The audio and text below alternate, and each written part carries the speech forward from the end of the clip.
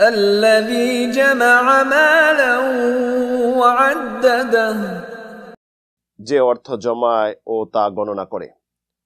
এখানে অর্থ জমায় এবং গণনা করে, এটা অর্থ হবে যে এই পৃথিবীতে শুধু সম্পদ নিয়ে বিভোর হয়ে থাকে, সম্পদ সঞ্চয় করে এবং একত্র করে জমা করে এবং মনে করে যে সম্পদ তার এই পৃথিবীতে স্থায়ী হবে এবং সম্পদ তাকে এই কবরে আযাব থেকে, মৃত্যু থেকে ঠেকাইতে পারবে।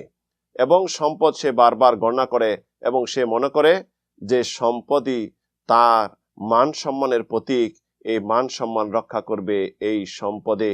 এবং সে এত কৃপণ যে মানুষকে এই থেকে কোনো সম্পদ দান করে না এবং আল্লাহ রাস্তায় সে খরচ করতেও চায় না। তাই আল্লাহ রাব্বুল আলামিন এই সম্পর্কে বলেন, ফালা তু'জিবুকা আমওয়ালুহুম ওয়ালা আওলাদুহুম, আপনি অবাক হয়েন না তাদের সম্পদ এবং সন্তানাদি দেখে, আপনি বিস্মিত হয়েন না। এখানে রাসূল সাল্লাল্লাহু আলাইহি সাল্লামকে বলেন, হে নবী সাল্লাল্লাহু আলাইহি সাল্লাম, আপনি বিস্মিত হয়েন না তাদের সম্পদ এবং তাদের সন্তান সন্ততি দেখে।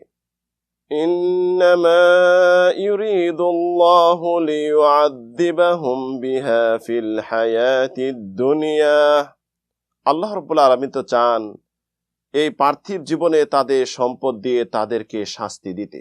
ওয়াতাযহাকু আনফুসাহুম ওয়া হুম কাফিরুন, এবং পৃথিবীতে তারা ইহকাল ত্যাগ করবে অকৃতজ্ঞ অবস্থায়।